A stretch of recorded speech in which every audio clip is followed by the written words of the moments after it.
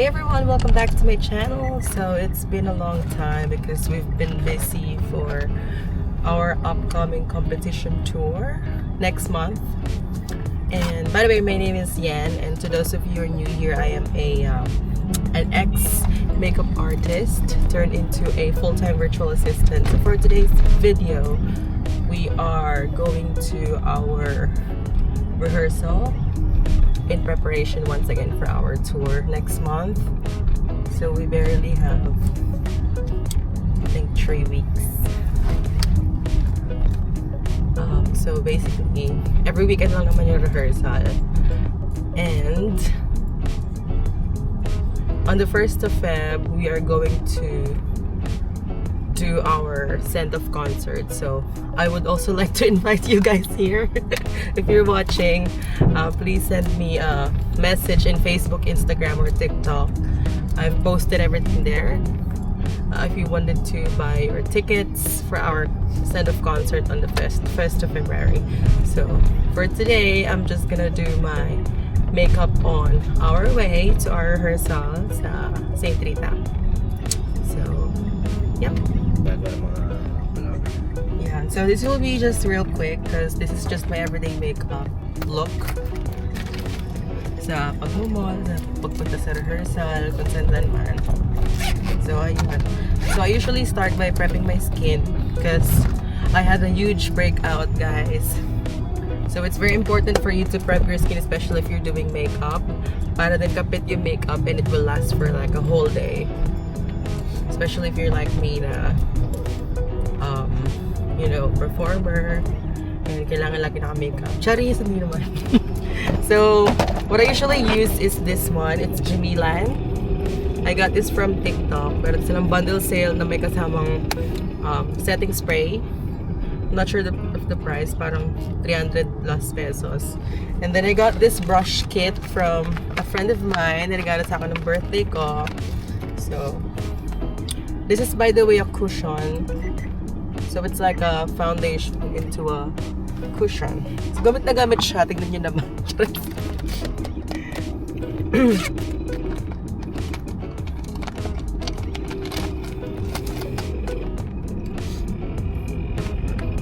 Yan. So, gagamitin ko na itong salamin dito. So, ganito na siya sa paggamit, no? So, ganyan nyo lang yung brush nyo dun sa cushion itself.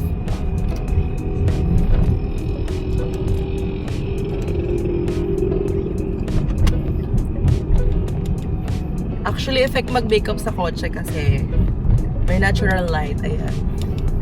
So, hindi ka na mahihirapan. And then, when applying my your cushion foundation, I just tap it here. And then, tinatap ko dito sa takip yung excess kasi masyado siya makapal.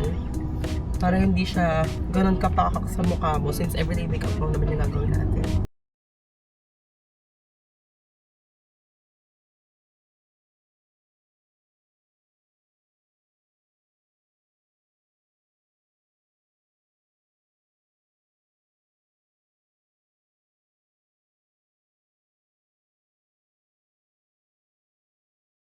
Guys, yung tour namin is sa Incheon, South Korea. It will be on in the end of February. Tapos parang ano pa siya, semi-winter. So, eksena. Kailangan mo ng mga winter clothes, puffer jacket, fleece, and stuff. Pero parang may nakita ko sa TikTok na na live videos or mga videos ng mga tao na doon. Parang matapos na yung snow kineso. So baka wala na siya sa end of February.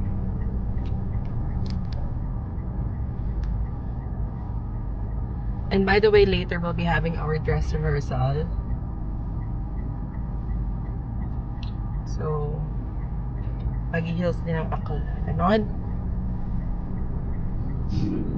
Yan. Binila siya, kabilis. Tapos, very much recommended to tong cushion foundation na to kasi it's super cheap. And I think it's also infused with skincare products, yung mismong foundation niya. Kaya effect. Pero hindi ito yung cause ng breakout ko.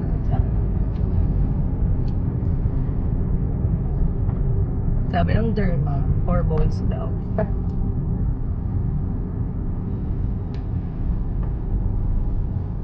Yan. So make sure lang na pantay siya. Yun. Tapos, huwag nyo kakalimutan yung leeg kasi ayaw nyo magkulay espasol yung pes, no? Tapos, ang kagandahan dito sa Jumillan product na to is maganda yung coverage niya. So, nakakover niya yung mga redness, yung mark sa mukha. Depende na rin siguro sa application niya. Kung gusto niya full coverage, pwedeng pwede ito.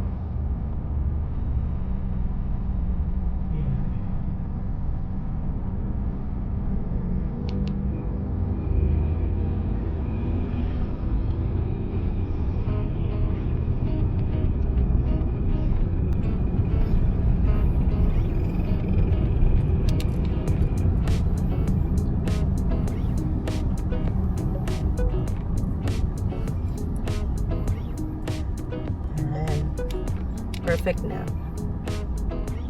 And then, after nyo maglagay ng foundation, meron pala siya kasamang powder. So, ito siya. May kasamang sponge. And so, but hindi ko na ginagamit yung sponge. So, I'll just make use of the same brush. Para mag-mattify yung face. Ganon. So, same technique. Just brush yung powder foundation, tapos tap nyo lang para mawala yung excess products.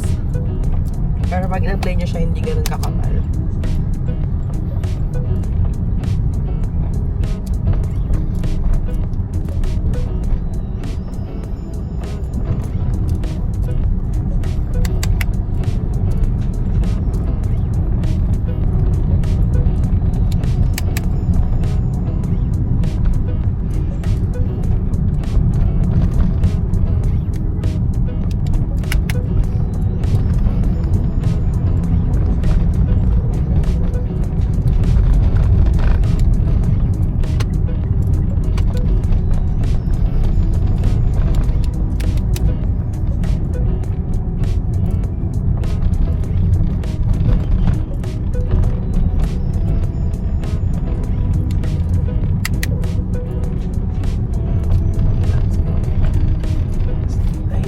So, set na tayo. So, after putting your liquid and your powder foundation, the next step na ginagawa ko is I make use of this angle brush and then this one matte bronzer powder from La Carène. It's in the shade number 4, which is medium. Nikita, char. Meron din palang salamin to, so maganda siya. Effect. So, kuha ka lang, tap-tap mo din. Tapos, usually, nilalagay ko siya sa forehead para magbukang maliit. Parang klabebe style sa mga Miss Gay. Ganon. Ganyan.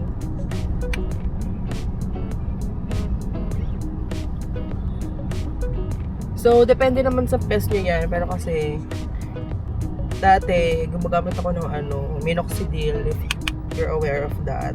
Yun yung para tubuan ka ng mga baby hair dun sa forehead mo. Pero now, I stopped it kasi parang nawawala din naman pag di mo na siya ginamit. So, makeup technique yun. Ganon. Tapos dito, sa ilalim ng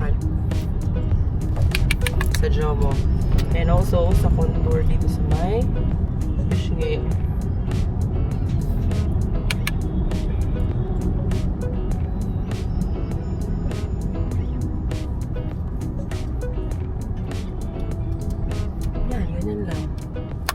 And then, I'll be using this blush on brush. Saan ba tayo isitan na? And then for my blush, I'm using this Focal Your Color Mix FA25 in the shade BO2. Parang pinkish siya. Parang baby girl nga tama. Baby girl! Anong madali?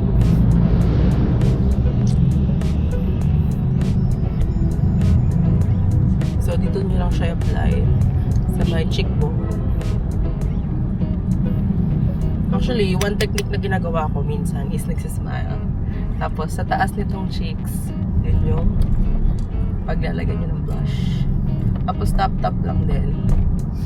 Ayaw nyo magmukhang principal na galit. Charis.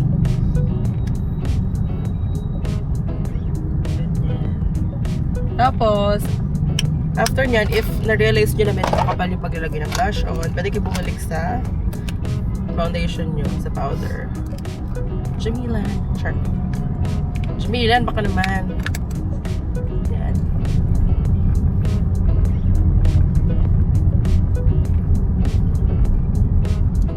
O, ganyan. Ganun lang. Tapos, after nyan, lip choke na.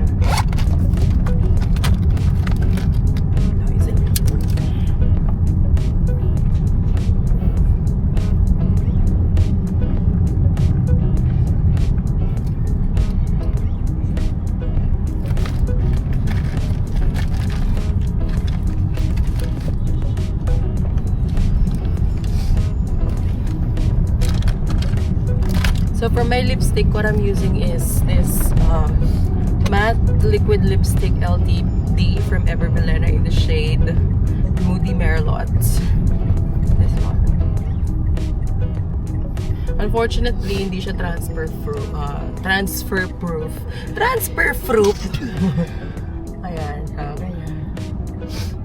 And by the way, bago pala kayo maglagay ng lipstick, dapat meron kayong lip gel or basta yung Vaseline. Lip care, parang gano'n. Parang hindi chopped yung lips nyo.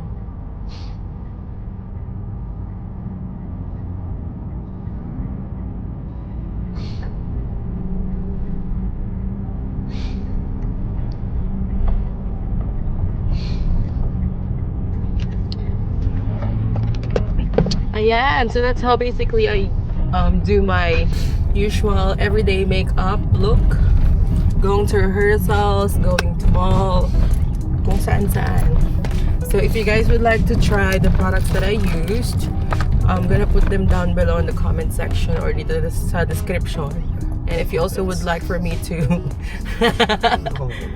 sa comments, kung gusto niyo rin matry or gusto niyo mag-try ako na ibang products, lagyan nyo lang siya sa comment section, guys. And also the link para mabili ko na siya. It's either Shopee, kahit ano. Basta mura, ganon. Tapos later on, I'll show you sneak peek of our rehearsal for today. So, we'll see you guys later. Thank you for watching. We've just arrived at the venue. Here.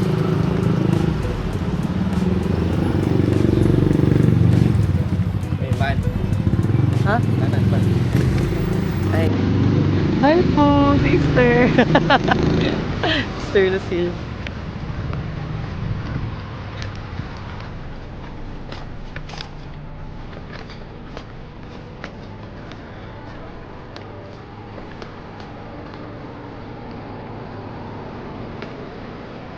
Hi po. Bigat. Yes, sir, that's me.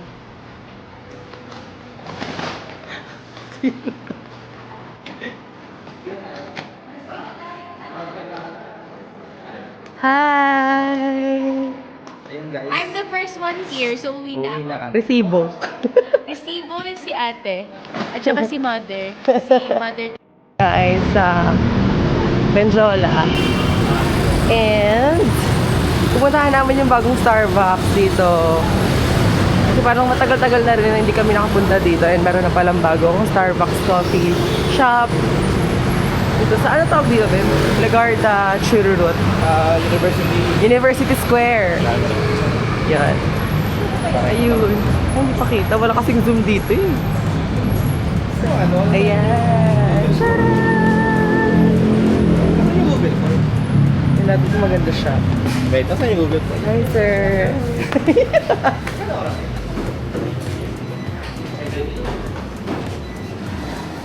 Na 9 p.m. Ha? 9 p.m. Basta ka, sir. Ay, hindi siya 24/7. Ay, sorry. Ito na siya, guys. 3 po. Grande lang yung ako. Shit. Sinabi ko. Yearning. Aaron. Nalagay na. Wait lang po. Tol, yan na pili natin sa soy. Yung kape. Paki-cold po lang. Tapos yung sakay. Pero huwag niyo muna i-finalize. Yung isa po, Grande Barista. Tapos extra espresso shot. Over ice po or not? Over ice.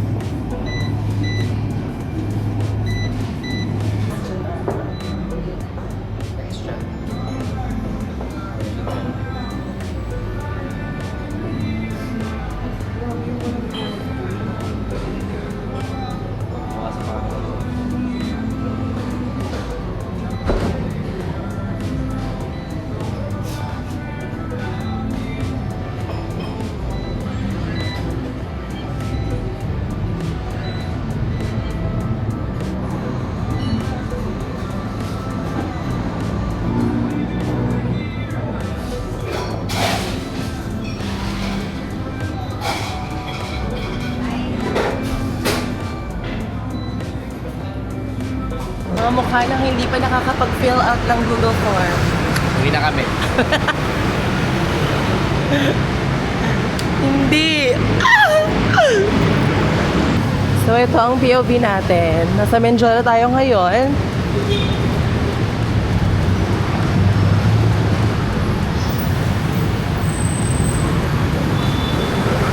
And ayan na ang ating coffee for the day.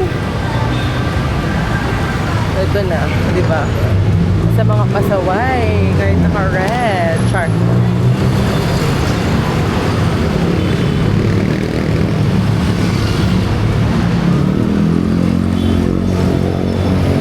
Kebs.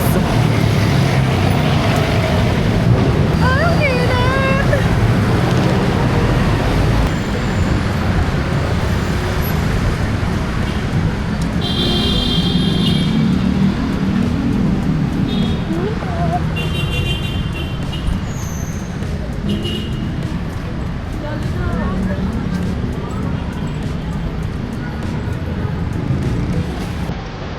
Parang white siya.